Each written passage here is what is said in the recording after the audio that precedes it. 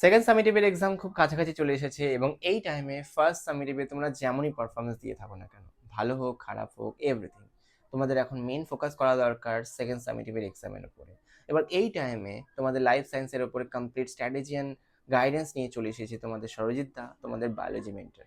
এবার আমরা একটা জিনিস ঠিক করেছি যে তোমাদের সেকেন্ড সামেটিভের জন্য কমপ্লিট একটা ফ্রি কোর্স লঞ্চ করা, যেখানে তোমাদের A to Z সমস্ত কিছু পড়ানো হবে line by line, with PYQ, with basic structures and everything. এবার আমার লাইফ সায়েন্সে কেমন পড়ানোর স্ট্র্যাটেজি হবে সমস্ত কিছু আমি তোমাকে এখানে আলোচনা করব। প্রথমে আমরা চ্যাপ্টারের ব্যাপারে জানবো যে কোন কোন চ্যাপ্টারসগুলো আমরা এখানে পড়তে চলেছি, কেমনভাবে আমরা কমপ্লিট করব। দ্বিতীয়ত হলো আমরা চ্যাপ্টারের পাশাপাশি কিভাবে লাইন বাই লাইন বই পড়ার চেষ্টা করব, কারণ আমি তোমাকে এমনভাবে পড়াতে চাই যে প্রত্যেকটা লাইন আমি পড়িয়ে পড়িয়ে তোমাদের সেই থিওরিটাকে বোঝাতে চাই। তারপরে তার পাশাপাশি আমরা PYQ সলভ করব। যেমন সবচেয়ে ইম্পর্টেন্ট ধরে নাও যে 5 বছরের PYQ, সেটা যদি তুমি সলভ না করো তাহলে তোমরা বেসিক্যালি তো তোমরা মাধ্যমিকের জন্য পড়ছো না, সেকেন্ড সামেটিভ জাস্ট একটা এক্সাম আর কিছুই না।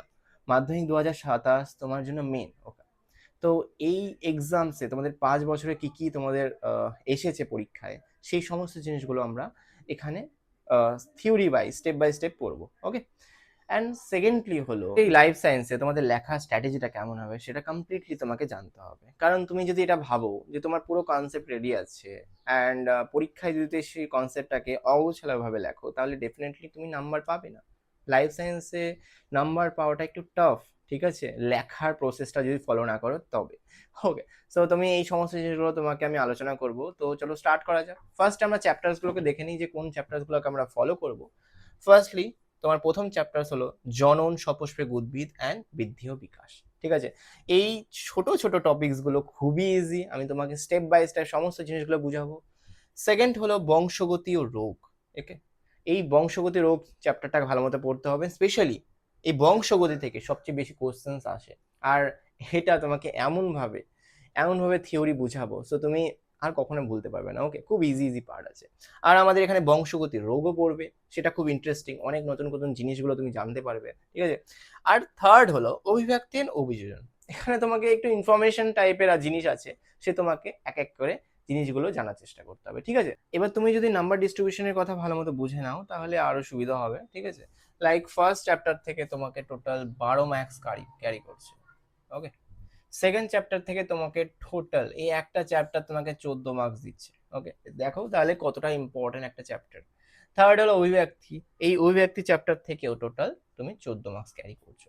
সো এইভাবে তোমাদের টোটাল 40-এ 40 পাওয়ানোর দায়িত্ব আমাদের। এবার যদি রিভিশন স্ট্র্যাটেজি ভালো মতো বুঝে নাও তাহলে তোমাকে টোটাল 4 বার রিভিশন মিনিমাম করতেই হবে।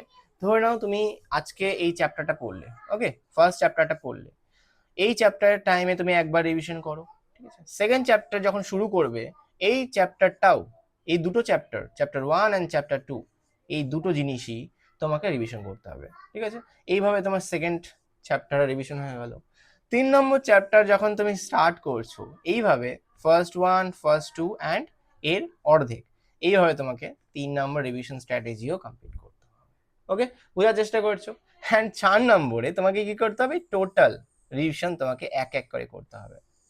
এইভাবে তোমাকে টোটাল 4 বার ভালো মতো তুমি যদি রিভিশন করে থাকো তাহলে তোমাকে 40-এ 40 পেতে কেউ আটকাবে না। আর দ্বিতীয়ত আমি তোমাকে অলরেডি বলেছিলাম যে PYQ স্ট্র্যাটেজিস কেমন হবে। PYQs আমরা সিম্পলি এখানে 2021-এর, 2022-এর, ওকে, 23, 24 অ্যান্ড 25, এটা বেশি ফলো করার চেষ্টা করব। তার মধ্যে 24 ইম্পর্টেন্ট, 21 ইম্পর্টেন্ট। ওকে, এই হিসাবে তোমাকে জানার চেষ্টা করতে হবে। আন্ডারস্ট্যান্ড?